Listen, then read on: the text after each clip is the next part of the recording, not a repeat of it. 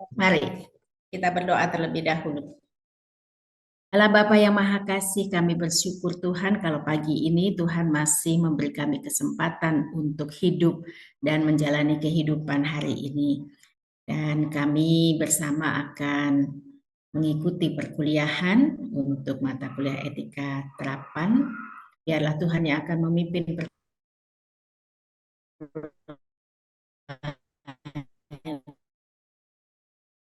perkuliahan kami pada hari ini dari awal hingga akhir.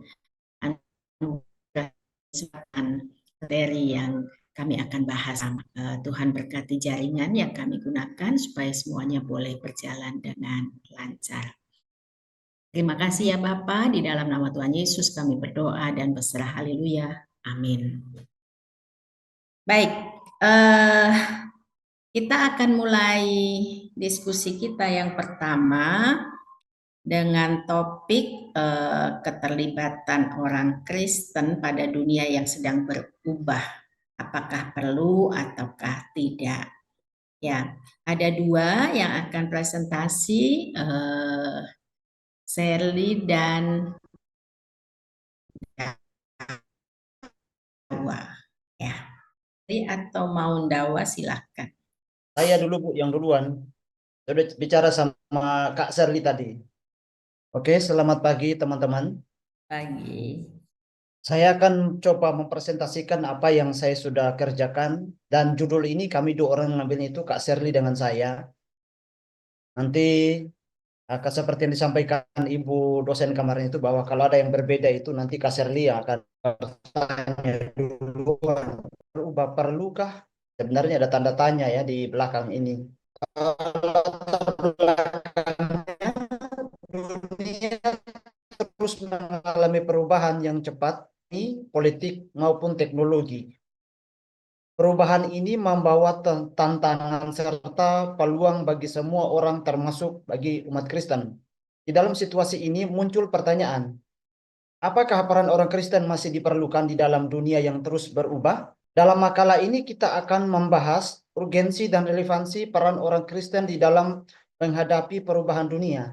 Dengan demikian, Arifianto menjelaskan bahwa kehadiran orang Kristen juga dibutuhkan di dalam dunia sebab dengan adanya orang percaya akan memberikan dampak yang baik di dalam hal mempertahankan moral di tengah dunia yang tidak bermoral. Arifianto dan kawan-kawannya. Rumusan masalahnya, bagaimana dunia mengalami perubahan yang signifikan? Apa peran yang harusnya dimainkan oleh orang Kristen di dalam dunia yang berubah? Mengapa kehadiran dan peran orang Kristen tetap diperlukan? Tujuan penulisan makalah ini bertujuan untuk satu, menganalisis perubahan dunia yang terjadi saat ini. Dua, mengidentifikasi peran orang Kristen dalam berbagai aspek kehidupan. Tiga, menjelaskan pentingnya kehadiran dan kontribusi orang Kristen di dalam dunia yang terus berubah. Yaitu pertama, perubahan dunia dan tantangannya. Satu, perubahan sosial dan budaya. Modernisasi dan globalisasi telah membawa perubahan besar di dalam struktur sosial dan budaya masyarakat. Nilai-nilai tradisional mulai bergerak. Situasi ini peran orang Kristen sebagai penjaga nilai-nilai moral sangat dibutuhkan. Perubahan sosial dan budaya merujuk pada perubahan yang terjadi dalam struktur dan pola kehidupan masyarakat, termasuk nilai norma dan cara berinteraksi. Menurut Kingsley Davis, perubahan sosial merupakan bagian dari perubahan kebudayaan yang lebih luas, menekankan bahwa perubahan ini adalah variasi yang dari cara hidup yang diterima masyarakat. Dua, perubahan ekonomi dan teknologi. Kemajuan teknologi menghadirkan tantangan baru dalam pekerjaan dan kehidupan sehari-hari. Digitalisasi dan otomatisasi mengubah cara manusia bekerja dan berinteraksi. Orang Kristen perlu hadir dalam dunia bekerja dan teknologi dengan membawa nilai-nilai Kristiani seperti kejujuran, integritas, dan kasih. Perubahan ekonomi merujuk kepada perubahan dalam struktur dan dinamika ekonomi satu negara atau masyarakat ini mencakup perubahan di dalam cara produksi. Perubahan ekonomi dapat dipicu oleh berbagai faktor, termasuk kebijakan, pemerintah, perkembangan pasar dan inovasi, teknologi, dan perubahan di dalam pemerintahan dan penawaran. permintaan dan penawaran.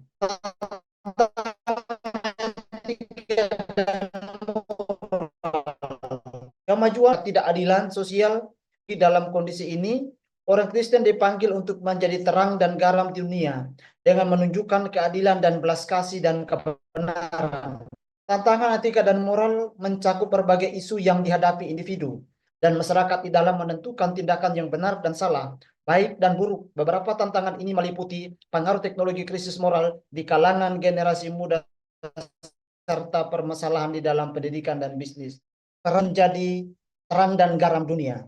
Ungkapan menjadi terang dan garam dunia ini berasal dari ajaran Yesus di dalam Matius 5 ayat 13-16 yang mengajak para pengikutnya untuk memiliki peran signifikasi di dalam masyarakat. Metafora ini menggambarkan bagaimana orang Kristen seharusnya mempengaruhi dunia di sekitar mereka. Makna garam dunia. Garam pada zaman Yesus memiliki dua fungsi utama, bukan saja pada zaman Yesus, dia berlaku sampai sekarang juga itu. Garam yang pertama adalah pengawet. Garam digunakan untuk mencegah kebusukan makanan, daging di lingkungan padang pasir yang panas. Yang kedua, memberi rasa. Garam memberikan rasa pada makanan yang hambar, membuatnya lebih enak untuk dikonsumsi. Sebagai garam dunia, orang percaya dipanggil mencegah kerusakan moral. Kehadiran dan tindakan mereka seharusnya menghambat penyebaran keburukan dan ketidakbenaran di dalam masyarakat. Memberikan nilai positif melalui sikap dan perbuatan yang baik. Mereka menambahkan rasa atau nilai-nilai positif. Makna terang dunia. Terang melambangkan kehadiran Allah, kebenaran dan petunjuk sebagai terang dunia. Orang percaya dipanggil untuk satu, mencerminkan terang Kristus. Hidup mereka seharusnya mencerminkan kasih, kebenaran dan kesucian Kristus, sehingga orang lain dapat melihat dan mengenal Allah melalui mereka. Yang kedua, menjadi teladan di dalam perbuatan yang baik. Dengan melakukan perbuatan baik, mereka memancarkan terang yang dapat dilihat oleh orang lain, yang pada akhirnya memuliakan Bapa di surga. Kontribusi dalam masyarakat. Kontribusi dalam masyarakat berarti memberikan sumbangsi positif melalui tindakan, pemikiran atau sumber daya untuk meningkatkan kesejahteraan dan kualitas hidup bersama. Dalam konteks iman Kristen, kontribusi ini mencerminkan kasih dan ajaran Kristus serta peran aktif di dalam membangun komunitas yang harmonis dan saling mendukung. Dasar Alkitabnya di dalam Kolose 3 ayat 23, 3, memegang teguh iman di arus perubahan. Berkontribusi dalam masyarakat berarti memberikan sumbangsi positif melalui tindakan, pemikiran, atau sumber daya meningkatkan kesejahteraan kualitas hidup bersama di dalam konteks iman Kristen. Kontribusi ini mencerminkan kasih dan ajaran Kristus serta peran aktif dalam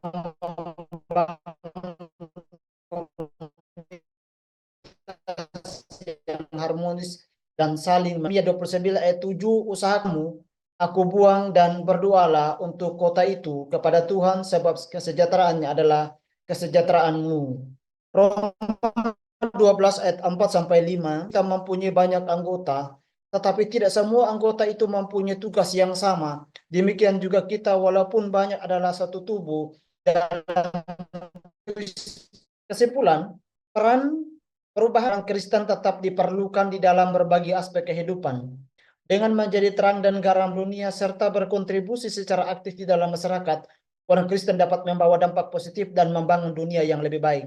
Saran, orang Kristen harus memperkuat iman dan wawasan mereka agar mampu menghadapi tantangan zaman.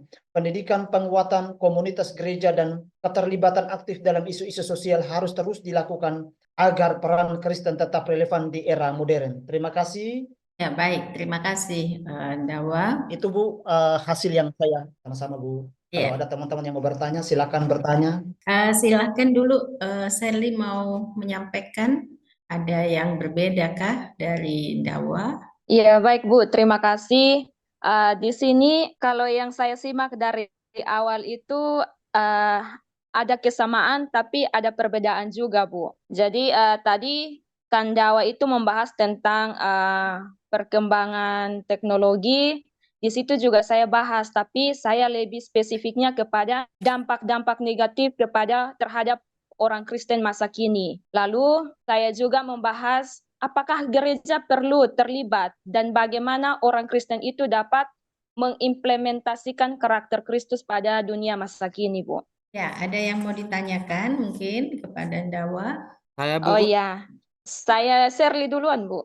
Iya, silakan. Iya, pertanyaan saya, kenapa Kandawa tertarik dengan topik yang dibahas ini? Kenapa Ya, tertarik dengan topik yang iya, dibahas ini? karena dari semua judul pasti kita pilihkan ada alasan. Nah, alasan kakak mengambil judul ini apa? Terima Oke, kasih. itu saja atau masih ada? Itu saja. Kakak jawab kok. Kalau saya tidak puas, Oke, baru saya tanya lagi. saya mengambil topik ini karena ini sangat penting bagi kita orang Kristen. Jangan sampai kita mikir hanya di kalangan kita saja bahwa harus ada perubahan, tidak. Tetapi bagaimana peran kita sebagai orang percaya membawa perubahan di dunia ini, sehingga melalui keberadaan kita itu juga orang lain dapat merasakan, orang lain dapat melihat nilai-nilai kebenaran dan nilai-nilai moral yang kita pertahankan. Kristus tidak akan pernah berubah. Apakah menurut Sally kita perlu terlibat terhadap perubahan ini, perubahan dunia dan tantangannya ini? Menurut saya, Bu, sangat perlu, Bu. Karena, Ya, alasannya ya, karena apa alasannya? Ya, alasannya itu sesuai dengan apa yang sudah saya analisis di dalam makalah saya, karena perubahan ini membawa dampak positif dan negatif. Ya, Nah, berkaitan dengan buku yang saya baca, khususnya dalam isu-isu global itu, berkata bahwa dalam perubahan ini ada dua hal yang akan orang Kristen lakukan, yaitu kalau tidak melibatkan diri, maka akan melarikan diri, atau yang ketiganya adalah bisa menyesuaikan diri. Tetapi kita orang Kristen ini dalam hal tersebut kita perlu untuk terlibat di dalam perubahan sosial, perubahan zaman ini, tapi kita kembali ke dalam Alkitab. Tidak sebebasnya kita terlibat, tetapi kita terlibat dalam perubahan ini artinya bahwa kita terlibat untuk menyebarluaskan kerajaan Allah, Bu. Ya, seperti yang ini kalau saya baca itu juga ada ayat di dalam Roma pasal 12 ayat 2 bahwa kita jangan menjadi serupa dengan dunia ini.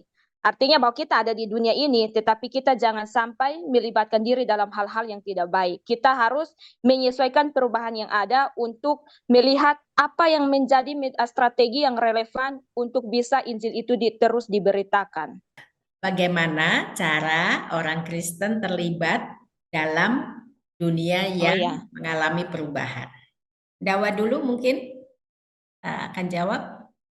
Baik, Bu, saya akan menjawab, Bu. Oh, oke, ya. Silakan.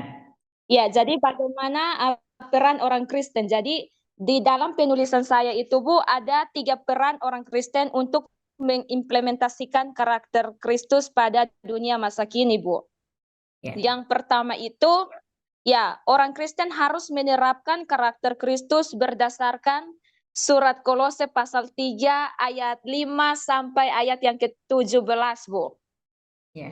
Ya, di dalam surat Kolose itu menjelaskan bahwa sebagai orang Kristen itu jangan terlibat di dalam hal-hal duniawi seperti percabulan, kenajisan, hawa nafsu, nafsu jahat dan seterusnya. Nah, sebagai orang Kristen itu dikatakan bahwa harus menerapkan karakter Kristus di dalam yang pertama itu harus mengampuni seorang akan yang lain, terus menaruh kasih terhadap yang lain, dan ada perkataan Kristus yang tinggal di dalam kita. Jadi di dalam pembahasan saya itu, Bu, dampak-dampak negatif terhadap dampak-dampak negatif yang terjadi khususnya dalam perkembangan teknologi ini itu sangat mempengaruhi kesenjangan sosial bahkan spiritual orang Kristen.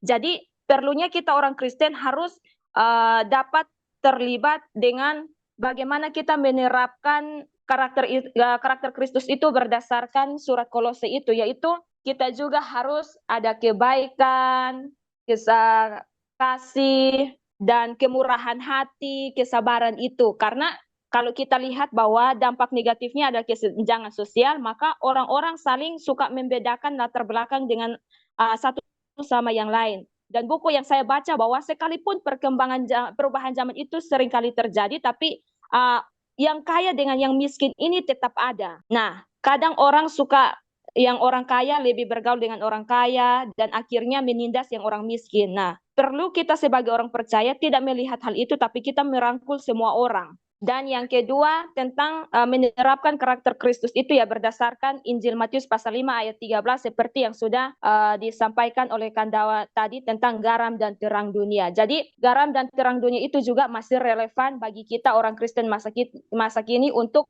memainkan peran kita.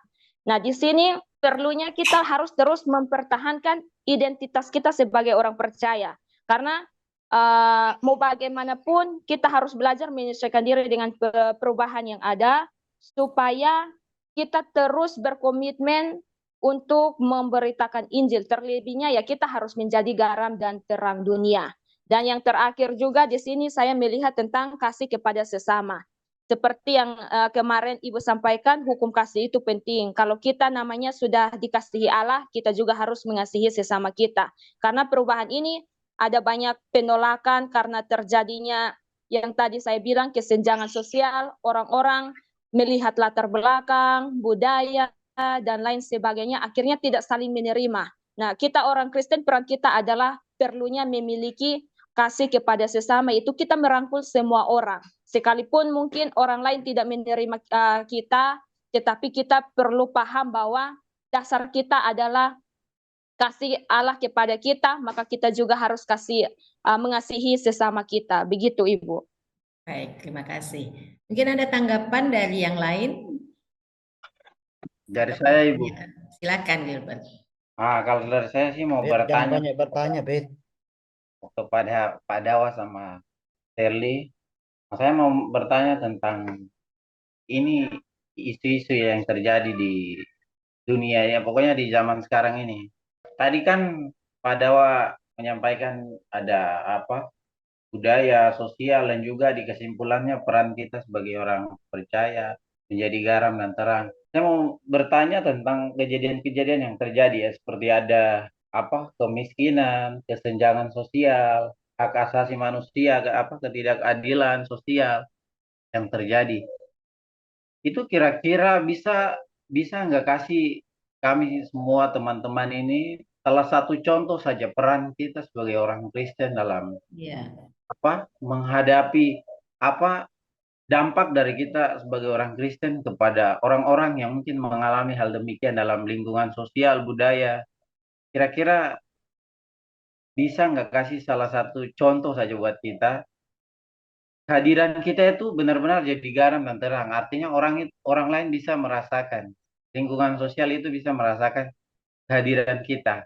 Mungkin itu. Terima kasih. Oke, silakan Dawa. Oke, terima kasih. Saya ambil contoh saja ya. Saya di sini tidak menyombongkan diri ya. Saya ambil contoh dalam pelayanan saya sejak di Boja ya. Kenapa orang tidak menolak saya, keberadaan saya di Boja, sedangkan saya itu baru merintis. Ini bukan soal. Kenapa? Karena kita membawa diri di dalam itu bagaimana? Dengar suara saya? Lanjut, ada asik ini. Ada asik menyimak. Enggak, saya bukan cerita, saya ulang lagi. Saya tidak cerita soal, saya benar-benar menceritakan ini apa yang saya alami dalam pelayanan saya sendiri. Kenapa saya diterima di Boja? Di dalam pelayanan dalam tanda kutip saya ini baru merintis gereja, Pak. Dari tidak ada jemaat sekarang sudah ada jemaat. Nah, apa yang saya lakukan di sana itu? Kita datang di tengah-tengah masyarakat itu memberikan cara hidup kita bagaimana sih di tengah-tengah sana itu supaya orang bisa menerima kita. Saya tidak saya juga sekali lagi saya tidak sombong ketika ada orang susah di tempat saya pelayanan. Kami tidak tutup mata. Kami akan datang hadir tapi kami tidak membawa agama di sana. Tetapi kami membawa diri sebagai orang percaya bahwa ini loh yang harus dilakukan sebagai orang percaya. Dengan membantu mereka, dan ketika ada bekerja, kita ikut bekerja. Ketika ada rapat, kita ikut rapat RT. Itu yang orang lain bisa terima. Orang akan terima itu. Dan itu juga yang harus kita lakukan sebagai orang percaya. Dimanapun kita sebagai gereja berada. Peran itu jangan pernah ditinggalkan. Contoh kalau karena kami kan kita kan ibadah hari Minggu ya. Sedangkan di warga itu, kerja baktinya itu hari Minggu juga. Tidak mungkin kita ikut kerja bakti pada hari Minggu sedangkan kita ibadah. Apa yang kita lakukan? Kita belikan snack buat mereka, buat teh, buat kopi, atau kita isi kas RT. Itu yang praktisnya yang saya lakukan. Sehingga kami Natal pun undang tetangga-tetangga itu datang berjilbab. Penuh tempat ibadah. Ada Pak Jimmy juga di sini yang sering datang kalau Natal ya. Oke. Bagaimana Gilbert kira-kira dari jawaban ini? Bahkan Pak RT sendiri datang Natal. Warga-warga datang. Baik, terima kasih.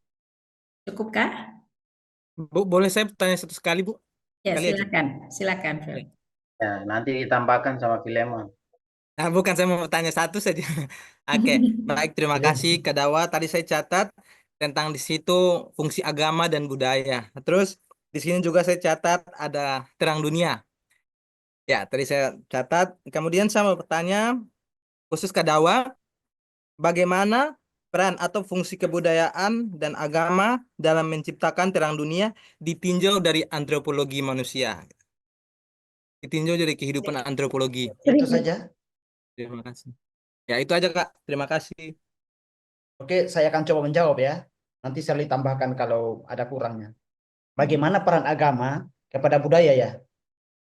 Bukan, bagaimana fungsi kebudayaan dan agama dalam menciptakan terang dunia ditinjau dari antropologi.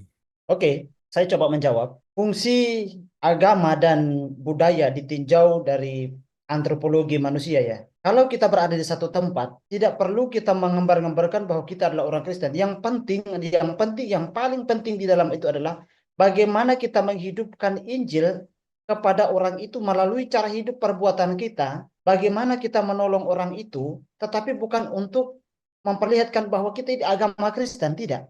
Orang tahu dengan keadaan kita sebagai agama Kristen itu, orang sudah tahu dengan cara hidup kita, perbuatan kita, tindakan kita, orang tahu itu. Tetapi lebih spesifiknya adalah bagaimana ketika keberadaan kita di dalam itu orang lain bisa merasakan. Sehingga melalui cara hidup kita, tadi saya tekankan, melalui kehidupan kita, orang dapat melihat Kristus. Dengan secara tidak langsung kita sedang memberitakan Injil. Tetapi tidak perlu bahwa saya Kristen, kamu harus begini, dan tidak perlu juga. Memang itu penting. Tetapi ketika kita berada di salah satu kelompok orang, karena di dalam kan berbagai macam-macam orang, tetapi yang paling penting kita lakukanlah menghidupi karakter Kristus. Itu sih kalau tambahan dari Shirley, silakan Kak. Ya, sebenarnya antropologi itu memahami kebudayaan itu sebagai sistem nilai, norma gitu ya, dan praktek yang bisa diwariskan gitu ya, dari generasi satu ke generasi yang lainnya dalam suatu masyarakat gitu. Nah, dalam tugas manusia sebagai terang dan garam dunia itu, kebudayaan bisa memiliki fungsi sebagai sarana komunikasi nilai moral, alat pembentukan identitas, begitu ya, pembentukan identitas bagi kita sebagai orang Kristen. Jadi tidak perlu kita bilang saya orang Kristen, tapi dari apa yang kita lakukan, orang tahu bahwa kita adalah orang Kristen. Oke, masih ada lagi yang ingin disampaikan terkait ini? Saya, Bu. Ya, silakan Melton. Saya ingin bertanya untuk Kak Dawa sama Kak Shirley, sejauh ini di Indonesia apakah sudah orang Kristen sudah membuat perubahan itu? Sedangkan yang kita ketahui perubahan di Indonesia ini sering mengalami naik turun, secara khususnya di nilai tukar barang dan jasa itu inflasi. Jadi sering kita dengar orang korupsi. Jadi yang korupsi itu juga orang Kristen. Jadi sejauh ini sudah berperankah orang Kristen untuk membuat perubahan di Indonesia ini gitu? Mungkin sejauh ini yang Kak Dawa sama Kak Seri lihat. Melihat dari situasi yang terjadi sekarang itu, ada yang mungkin juga sudah yang kita tidak tahu ya, tetapi ini kan teori yang kita sampaikan, yang saya sampaikan ini teori, semestinya yang harus dilakukan orang percaya kan harusnya begini. Tetapi pada kenyataannya juga kan tidak begini tuh. Bahkan yang korupsi saja triliunan kemarin kan orang Kristen juga. Itu masalahnya. Nah, apa yang saya sampaikan ialah teori, semestinya sebenarnya orang Kristen itu tidak melakukan demikian. Tetapi melainkan harus melakukan perubahan, menunjukkan nilai-nilai kekristenan di dalam atau di dalam dunia di dunia politik. Ya, jadilah politik yang betul-betul membawa perubahan atau betul-betul yang membawa nilai-nilai Kristen di dalam berpolitik sehingga orang lain juga dapat melihat dan kita menjadi contoh di dalamnya. Tapi apakah sekarang sudah berjalan atau tidak atau sudah ada perubahan? Saya belum. Karena kenapa? Orang Kristen sendiri aja korupsi. Sehingga dalam hal ini secara teori, secara pemahaman kita berteori, saya menyampaikan demikian bahwa ini semestinya hanya cara ini yang boleh dilakukan oleh orang Kristen. Tapi pada kenyataannya juga belum berlaku semuanya. Masih banyak ketimpangan yang dilakukan oleh orang Kristen sendiri juga. Itu sih, ada tambahan dari Kak Serli, silakan Kak Serli. Iya, saya mau menambahkan.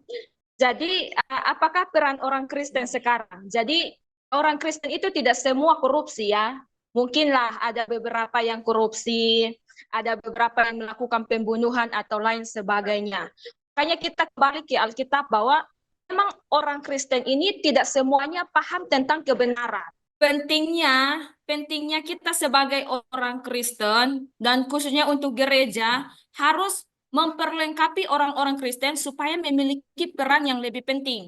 Karena kalau kita berbicara tentang ya korupsi, pembunuhan ataupun ya maaf contohnya pelecehan, itu pun orang Kristen bisa melakukannya. Orang Kristen juga bisa melakukannya. Nah, lalu bagaimana? Apakah sampai sekarang ada tidak orang Kristen yang memiliki peran penting? Saya rasa ada, mungkin ada beberapa orang Kristen yang sedang berusaha untuk memiliki peran penting untuk dapat mengimplementasikan atau mewujudkan karakter Kristus itu di dunia masa kini. Nah, kalau kita lihat apa peran orang Kristen sekarang? Kalau kita lihat dalam hal-hal kecil, ya sekarang ini kita lihat bahwa gereja juga sedang membentuk kelompok-kelompok kecil untuk orang Kristen itu dapat bersekutu, membangun iman kepercayaan, mengajarkan kepada orang-orang Kristen bagaimana supaya mengasihi sesama, melakukan kejujuran atau hidup di dalam integritas. Jadi kalau berbicara tentang apakah orang Kristen itu sudah memiliki peran, ya tidak semua orang Kristen itu memiliki peran, karena tidak semua orang Kristen itu juga belum memahami tentang kebenaran itu. Tapi ada orang Kristen yang sudah memahami dan dapat bisa mewujudkan itu. Itu mungkin dari saya. Terima kasih. Oke, terima kasih kakak-kakak. Baik. Saya akan menambahkan sedikit satu hal yang mungkin kita sepakati bersama bahwa orang Kristen memang harus terlibat, gitu ya, terhadap perubahan dunia. Jadi orang Kristen itu tidak boleh bersikap apatis atau menarik diri dari isu-isu dunia, tapi justru harus terlibat secara aktif dan bertanggung jawab, gitu ya. Kenapa begitu? Tadi sudah dijelaskan oleh dua presenter mengatakan bahwa itu panggilan kita sebagai garam dan terang dunia, gitu ya. Nah, jadi orang Kristen itu punya peran di dalam membentuk dunia supaya lebih mencerminkan nilai-nilai kerajaan Allah. Yang kedua, bahwa Allah itu menunjukkan hatinya bagi orang miskin, orang tertindas, dan juga orang-orang yang membutuhkan keadilan. Jadi keadilan dan kepedulian kita terhadap sesama itu harus dan wajib ya kita lakukan. Kemudian yang ketiga, alasan yang ketiga, kemarin kita sudah singgung sedikit tentang mandat budaya. Jadi manusia itu diberi mandat untuk menguasai, mengelola bumi. Yang artinya mengelolanya dengan penuh tanggung jawab dan juga keadilan. Di sini termasuk nanti keterlibatan dalam isu-isu seperti ekologi, ekonomi, dan juga kebijakan sosial. Kemudian alasan yang keempat adalah misi dan evangelisasi dalam konteks sosial. Jadi Injil itu juga tentang pembaruan segala sesuatu. Karena itu keterlibatan di dalam isu-isu global, apa yang terjadi di sekitar kita, di sekeliling kita, itu juga menjadi bagian dari kesaksian Kristen di dunia. Nah, yang menjadi concern kita, bagaimana cara kita terlibat? Yang pertama adalah kita bahwa lingkungan kita itu berubah, gitu ya, selalu berubah, mengalami perubahan. Kadang-kadang kita karena terkungkung atau terkurung gitu ya dalam kegiatan pelayanan gereja gitu ya. Kadangkala kita kemudian tidak aware, tidak sadar adanya perubahan-perubahan bukan saja lokal gitu ya, tapi global gitu. Nah, kita perlu gitu memahami isu-isu global dari perspektif Kristen. Makanya baca buku begitu ya, itu penting. Mengikuti seminar begitu, itu juga penting bagi kita hamba-hamba Tuhan. Kemudian kita buka diskusi begitu ya. Kemarin itu yang sedang rame itu kan AI ya, teknologi AI begitu. Itu contohnya. Nah, kita sebagai hamba Tuhan perlu juga itu mengikuti. Oh, sekarang sudah ada gitu ya yang namanya AI. Bagaimana kita sebagai orang Kristen membekali jemaat kita menggunakan AI yang bijak begitu ya, yang etis begitu, yang benar. Bagaimana gitu ya. Nah, ini perlu gitu ya, perlu bagi kita hamba Tuhan untuk memahami itu. Dan isu-isu yang lain ya. Kita harus tahu, kita aware di situ. Kemudian kita melakukan advokasi dan aksi sosial. Artinya tidak hanya kita memahami, punya pengetahuan, kesadaran adanya isu-isu perubahan yang ada di dalam dunia ini, tapi kita juga harus action gitu ya. Kita mendukung kebijakan yang memang adil. Gitu. Nanti kita akan bicara tentang etika bisnis dan lain sebagainya begitu ya. Nah, apakah memang kebijakan yang global begitu ya, memang mendukung kepada pihak-pihak entah itu pegawai atau atasan pemilik usaha. Gitu. Nah, itu kita harus juga mengetahui gitu. Jadi membantu mereka yang kurang mampu tadi ya, sudah disampaikan oleh Dawa panjang lebar, dan bekerja sama dengan komunitas lain untuk kebaikan bersama kita.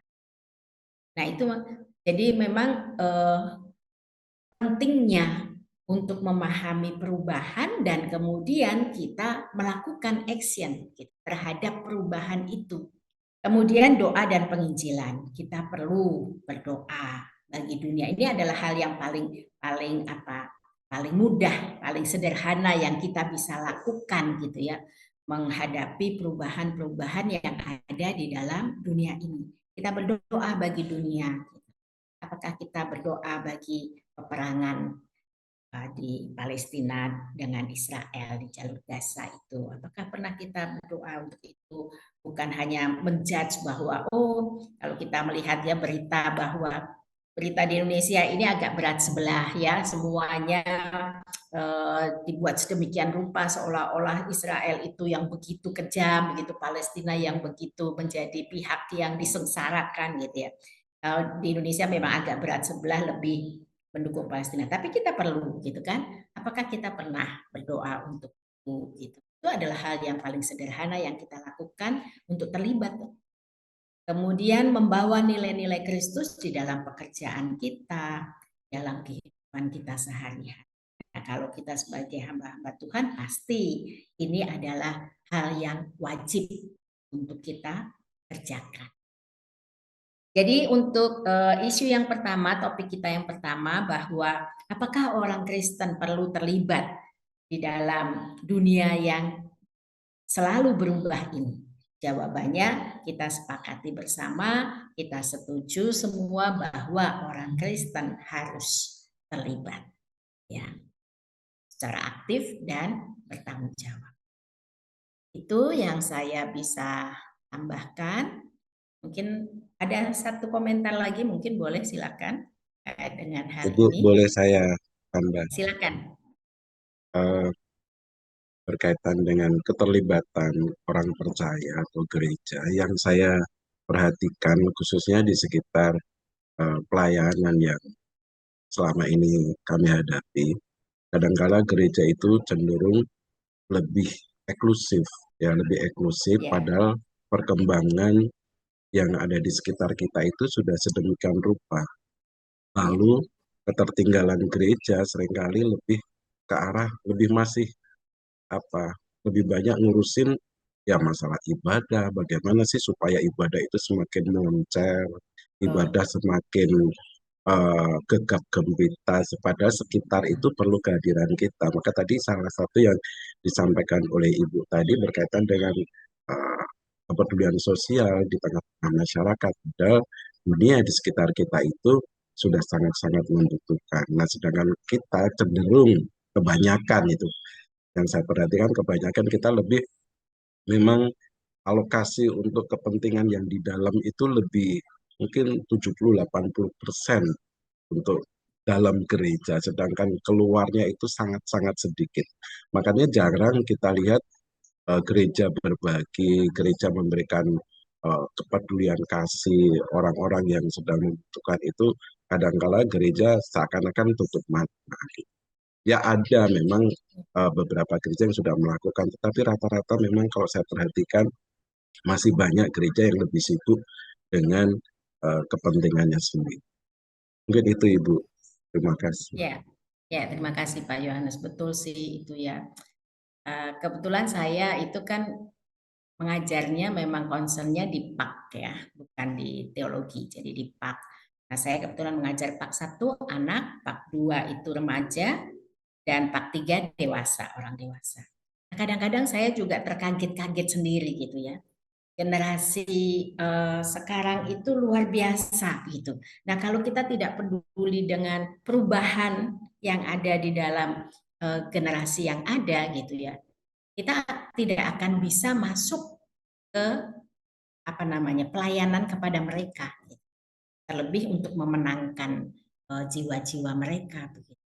Nah, itulah jadi memang kita harus yang pertama dulu kita sadar bahwa ada yang berubah di dalam dunia ini dan kita harus belajar apa sih yang berubah. Baru kita bisa melakukan gitu toh, melakukan tindakan. Kalau kita tidak tahu ada yang berubah, ya kita merasa nyaman aja dengan yang ada gitu ya. Ya udah pelayanannya berulang hanya itu dan itu saja. Baik, saya kira untuk topik yang pertama kita sudahi di sini. Saya berharap kita mendapatkan sedikit pengetahuan tambahan ya terkait dengan ini dan saya berharap kita menjadi lebih sadar, lebih aware begitu ya, dan peduli dengan adanya perubahan dunia sehingga kita bisa berperan terhadap perubahan-perubahan yang ada. Baik, terima kasih. Kita beri aplaus dulu buat presenternya. Terima kasih untuk Dawa dan Sally. Oke, yang kedua. Sekarang kita masuk ke topik yang kedua. Ya, apakah kekasan pemikiran Kristen di dalam dunia yang kompleks? Ini siapa ya? Oh, perhatian. Oke, silakan. Kekasan pemikiran Kristen dalam dunia yang kompleks. Oke, shalom, selamat pagi semuanya Bapak Ibu dan teman-teman semua. Shalom. Selamat pagi. Shalom, perhatian. Pagi. Pagi harus semangat nih. Judul saya di sini adalah kekhasan pemikiran Kristen dalam dunia yang kompleks. Di era informasi dan teknologi yang semakin cepat, pertanyaan tentang makna hidup dan keberadaan manusia yang semakin kompleks, semakin relevan dalam akan menjalani pemikiran Kristen sebagai sumber wawasan untuk memahami dan menavigasi kompleksitas dunia saat ini. Pencarian makna di tengah keberagaman. Dunia modern menawarkan berbagai perspektif dan ideologi. Pemikiran Kristen menawarkan sebuah kerangka yang kokoh dalam pencarian makna, bukan sebagai jawaban tunggal, tetapi sebagai perspektif yang menantang untuk memahami dunia yang lebih holistis. Kristus sebagai pusat pemikiran Kristen menawarkan perspektif unik tentang manusia dan alam semesta. Ia bukan hanya tentang aturan dan dogma, melainkan sebuah panggilan untuk hidup bermakna yang berakar pada kasih dan pengorbanan diri. Nilai-nilai abadi dalam dunia yang berubah. Pemikiran Kristen menekankan nilai-nilai universal seperti kasih, pengampunan, keadilan, dan integritas. Nilai-nilai ini tidak lekang oleh waktu dan dapat menjadi pedoman bagi manusia dalam berinteraksi. berinteraksi satu sama lain dan dengan alam. Meskipun dunia terus berkembang, nilai-nilai seperti kasih, pengampunan, dan keadilan tetap relevan. Pemikiran Kristen mendorong kita untuk melihat nilai-nilai ini sebagai fondasi untuk membangun masyarakat yang adil dan damai. Menjawab pertanyaan etis dalam dunia yang kompleks. Di tengah perkembangan teknologi dan informasi yang pesat, manusia dihadapkan pada dilema etis baru. Pemikiran Kristen menawarkan perspektif etis yang berakar pada prinsip-prinsip Alkitab dan ajaran Yesus. Pemikiran Kristen mendorong kita untuk mempertimbangkan konsekuensi dan tindakan kita, bukan hanya pada diri kita sendiri, tetapi juga pada orang lain dan lingkungan. Kita dipanggil untuk menjadi garam dan terang bagi dunia, menghadirkan nilai-nilai etis dalam kehidupan sehari-hari. Mencari kebenaran di tengah relativisme. Di tengah arus informasi yang deras, kebenaran menjadi relatif dan subjektif. Pemikiran Kristen menawarkan sebuah landasan yang kokoh dalam pencarian kebenaran objektif yang didasarkan pada wahyu Tuhan dan pengalaman manusia. Alkitab sebagai sumber wahyu bagi umat Kristen menawarkan panduan dan kebenaran yang transenden, namun kebenaran ini tidak terpisah dari pengalaman dan refleksi manusia. Pemikiran Kristen mendorong dialog untuk interaksi antara wahyu dan akal. Menjadi agen perdamaian dan transformasi. Pemikiran Kristen tidak hanya menekankan aspek internal, melainkan juga mendorong manusia untuk menjadi agen perubahan dan transformasi di dunia. Kita dipanggil untuk menjadi garam dan terang, membawa kasih dan damai kepada dunia. Pemikiran Kristen menuntut kita untuk aktif terlibat dalam upaya membangun masyarakat yang adil dan damai. Kita diajak untuk menantang ketidakadilan, mengupayakan keadilan sosial, dan membangun jembatan antar budaya. Menjalani dimensi spiritual dalam dunia materialistik, dunia modern seringkali terjebak dalam materialisme dan konsumerisme. Pemikiran Kristen mengajak kita untuk menyingkap dimensi spiritual yang lebih dalam, menemukan makna hidup yang melampaui hal-hal duniawi. Melalui doa, meditasi, dan kontemplasi, kita dapat membangun hubungan yang lebih dekat dengan Tuhan dan menemukan ketenangan dan kepuasan sejati. Pemikiran Kristen mendorong kita untuk hidup dengan kesadaran virtual yang lebih tajam. Dan terakhir, pemikiran Kristen menawarkan perspektif unik dan relevan untuk memahami kompleksitas dunia saat ini. Nilai-nilai abadi, panduan etis, dan landasan spiritualnya dapat menjadi sumber inspirasi dan kekuatan bagi kita untuk menavigasi tantangan dunia modern. Namun kita juga harus terus bergumul dengan pertanyaan-pertanyaan kritis dan menantang pemikiran Kristen agar tetap relevan dan bermanfaat bagi generasi mendatang. Oke, demikian Bapak Ibu, Saudara yang terkasih. Ya, terima kasih. Silakan ada pendapat, komen, atau pertanyaan. Silakan sampaikan. Baik, kalau misalnya saya catat tadi slide-nya, bagaimana kebenaran itu bersifat relatif. Kan kita di zaman modern ini penuh tantangan ya. Tadi terus kakak bilang kebenaran itu menjadi hal yang sangat relatif. Terus bagaimana peran kita sebagai hamba Tuhan di dalam dunia yang hidup dengan hedonis dan sebagai banyak filsafat dunia yang menawarkan kebenaran mereka. Terus bagaimana kalau misalnya kita hanya sebagai hamba Tuhan menyampaikan firman Tuhan secara ya relatif begitu, mau percaya tidak percaya ya relatif saja kita menyampaikan firman Tuhan gitu. Bagaimana peran kita sebagai hamba Tuhan? Terima kasih. Jadi intinya begini, kan tadi ada statement bahwa kebenaran itu menjadi relatif gitu ya dan subjektif. Nah, apakah ketika kita menyampaikan kepada jemaat itu yang kita sampaikan juga kebenaran yang relatif itu? Saya akan coba menjawab pertanyaan dari Saudara Filmon ya. Bagaimana kita sebagai hamba Tuhan menyampaikan kebenaran yang relatif kepada jemaat ya. Tentunya ketika kita menyampaikan kebenaran kepada jemaat, karena perubahan yang semakin zaman yang semakin berubah, kompleks, tentunya kadang-kadang orang terpengaruh akan perubahan ya, terhadap sesuatu yang perubahan sehingga kadang-kadang kebenaran itu terlupakan. Jadi kita pun sebagai hamba Tuhan di sini perlu terus memberitakan kebenaran kepada jemaat sehingga kebenaran itu tetap relevan meskipun di tengah-tengah perubahan yang semakin kompleks. Karena tidak sedikit jemaat yang melupakan kebenaran di tengah-tengah dunia yang kompleks ini. Bagaimana, Filmon? Filmon Ya, hilang. ya bisa Bu, soalnya jaringan saya agak sedikit macet jadi tidak maksimal. Maaf Bu. Iya, iya. Lanjut saja Bu. Terima kasih. Jadi kalau perhatian, kira-kira setuju bahwa kebenaran itu adalah relatif bagi orang Kristen. Mutlak, mutlak. Tuh, Tidak, Bu. kebenaran mutlak itu. Itu mutlak, Bu, tidak relatif dan Tidak subjektif. relatif. Ya, oke, baik. Baik, Pak Andreas Kusmanto mungkin bisa menyampaikan dulu apa yang menjadi pemikirannya. Ya, baik Bu Deslana dan Ya. Bapak Ibu semua. Memang topik yang saya ambil itu memang sama, topiknya itu kekasan pemikiran Kristen dalam dunia yang kompleks. Ya. Cuma memang presentasinya, materinya berbeda Bu. Kalau saya perhatikan di Pak Perhatian ini kan lebih fokus kepada pemikirannya. Ya. Tetapi kalau saya lebih fokus kepada kekasannya. Jadi ini memang materinya berbeda Bu. Oke, ya, silakan. Ya, oke, terima kasih untuk waktu yang diberikan untuk mempresentasikan apa yang sudah saya kerjakan sehubungan dengan topik kekasan pemikiran Kristen dalam dunia yang kompleks. Jadi saya lebih fokuskan kepada kekasan Kristen dalam dunia yang kompleks, bukan lebih ke pemikiran tapi lebih ke apa sih yang khas di dalam kekristenan, itu yang ingin saya sampaikan.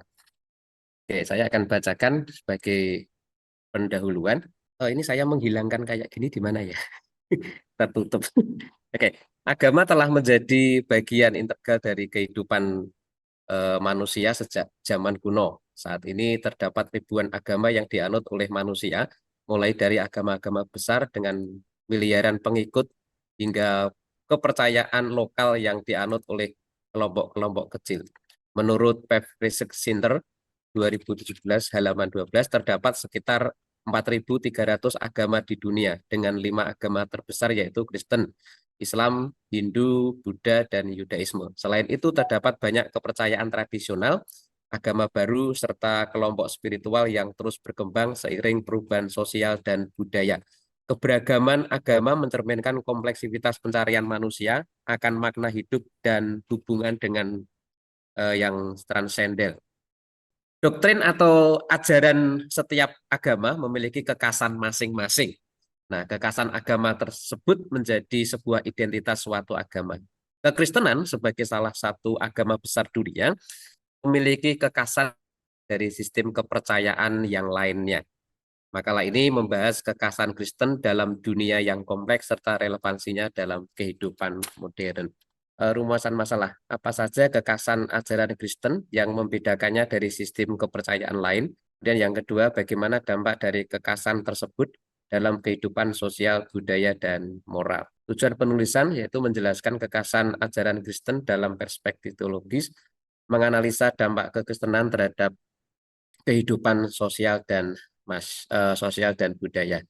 Kemudian bab 2 masuk kepada kekasan Kristen. Jadi makalah ini saya menyampaikan tentang kekasan Kristen. Nah, apa yang menjadi kekasan Kristen dibanding dengan ajaran-ajaran agama lain yang kompleks itu, nah, saya menemukan ada beberapa sebenarnya, tapi untuk di makalah ini satu yang ingin saya sampaikan tentang kekasan Kristen itu adalah dalam konsep keselamatan. Ini menjadi satu kekasan Kristen. Jadi dalam konsep keselamatan, salah satu kekasan utama dalam kekristenan adalah konsep keselamatan.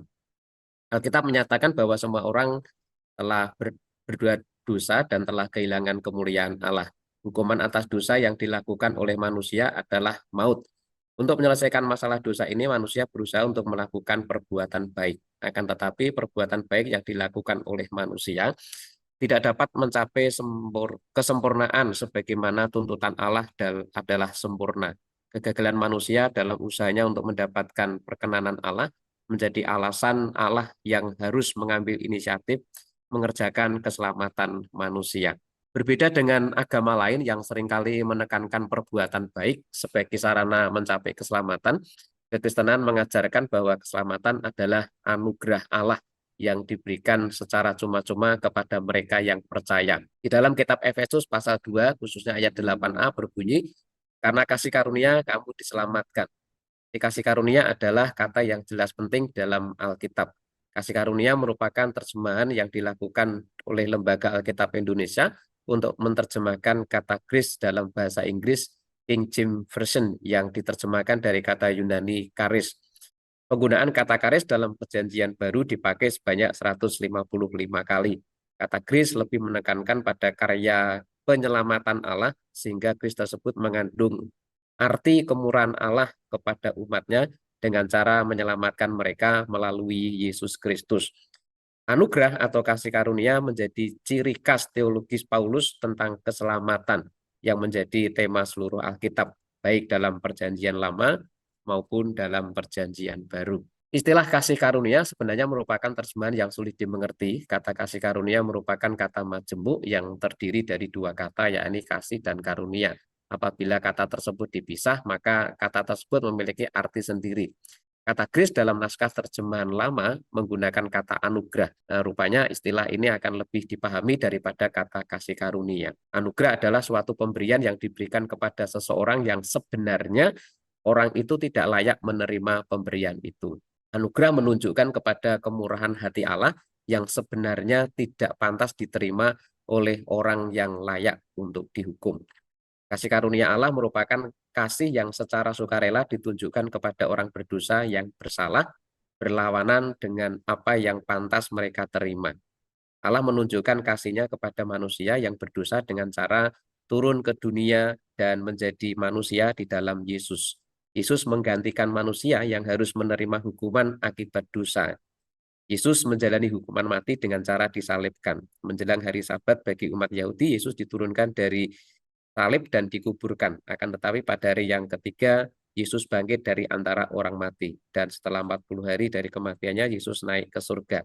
Karya penyelamatan yang dilakukan oleh Allah untuk orang berdosa sudah selesai. Anugerah keselamatan itu diberikan kepada setiap manusia yang merespon akan karya Allah ini. Inilah yang disebut dengan iman kepada Tuhan Yesus Kristus. Iman merupakan suatu kepercayaan yang lebih dari sekedar pengetahuan intelektual bahwa seseorang patut disandari dan sesuatu yang keluar dari diri sendiri untuk mau bersandar kepada yang lain. Manusia bebas untuk menanggapi atau menolak Allah dan mereka akan dihakimi sesuai dengan respon mereka terhadap Allah, termasuk iman memperoleh keselamatan. Dampak kekristenan terhadap kehidupan sosial dan budaya. Kasih Allah kepada manusia yang berdosa menjadi dasar pemikiran orang percaya di tengah masyarakat yang majemuk ini. Orang percaya harus memiliki kasih seperti kasih yang dimiliki oleh Tuhan Yesus. Di tengah masyarakat, orang percaya harus dapat mengasihi siapapun. Mengasihi sesama merupakan perintah yang langsung diberikan oleh Tuhan Yesus kepada para murid yang terdapat di dalam Injil Matius pasal 22 ayat yang ke-39. Di tengah arus modernisasi, nilai-nilai Kristen seperti kasih, kebenaran, dan pengorbanan tetap menjadi pedoman bagi banyak individu dan komunitas. Gereja memainkan peran penting dalam membentuk moralitas masyarakat melalui pelayanan sosial dan pengajaran iman. Itu dampaknya. Sebagai kesimpulan, kekristenan memiliki kekasan yang relevan dalam dunia yang semakin kompleks.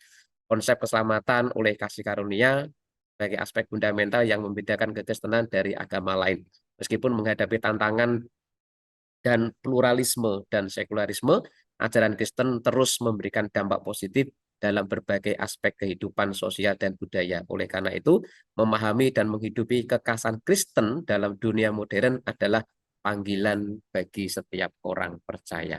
Demikian presentasi yang saya sampaikan dari hasil tugas untuk membahas topik tentang kekhasan pemikiran Kristen dalam dunia yang kompleks. Terima kasih Bu Deslana dan Terima juga kasih. Bapak Ibu semuanya. Ya, silakan ada tanggapan dari yang disampaikan oleh Pak Perhatian maupun Pak Kusmanto, silakan.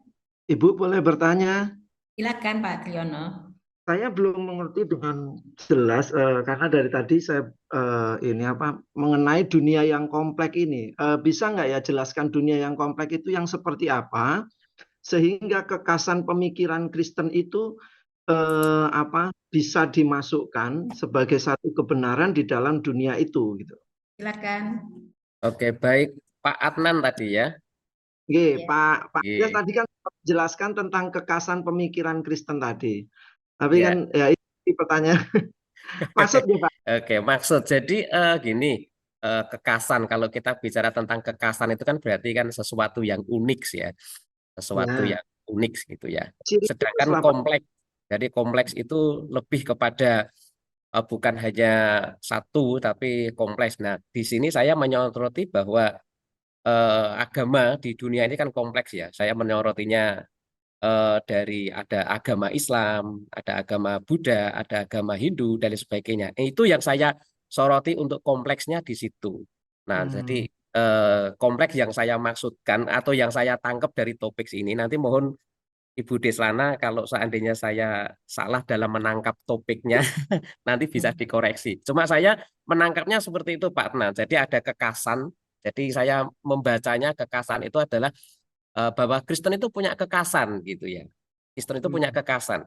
Sedangkan kompleksnya di sini saya melihat bahwa ya di Indonesia lah kita misalkan di Indonesia itu ada agama berbagai macam gitu ya, ada agama berbagai macam. Nah, sebenarnya saya akan menambahkan yang di materi ini kan sebenarnya kan selain tentang konsep keselamatan itu adalah yang saya lihat dalam kekhasan Kristen itu adalah tentang hubungan antara Allah dengan manusia di mana yang memanggil Allah itu sebagai Bapa itu kan menjadi kalau saya menyorotinya menjadi kekhasan tersendiri dalam kekristenan gitu ya, menyebut Allah sebagai Bapa ini tentang hubungan itu Pak. Cuma saya belum begitu banyak untuk referensinya seperti itu. Kalau yang keselamatan kan kebetulan S1 saya skripsinya tentang konsep keselamatan gitu. Ya. Oke, jadi mungkin itu saya menangkap untuk topiknya. Jadi mohon maaf kalau seandainya ternyata yang dimaksud tidak seperti yang dimaksud oleh Bu Deslana. Jadi saya menangkapnya seperti itu. Terima kasih Pak Triyono, itu yang bisa saya sampaikan Ya, Pak. tidak Oh apa-apa iya. sih. Jadi memang dunia yang kompleks itu merujuk pada apa keadaan yang terdiri dari banyak elemen ya yang saling berinteraksi gitu ya dengan cara yang kadang-kadang kita tidak bisa duga gitu. Nah, kompleksitas ini bisa muncul dari berbagai aspek kehidupan. Kita kan tahu itu ya, secara ekonomi, baik sosial, teknologi dan lingkungan begitu ya. Dinamika yang berubah cepat, ada unsur ketidakpastian gitu. Apa multidimensional gitu ya, dimensinya sangat kompleks gitu ya, dan banyak sekali perubahan kecil yang justru berdampak besar gitu, seperti apa namanya efek kupu-kupu itu ya dalam teori Taros itu.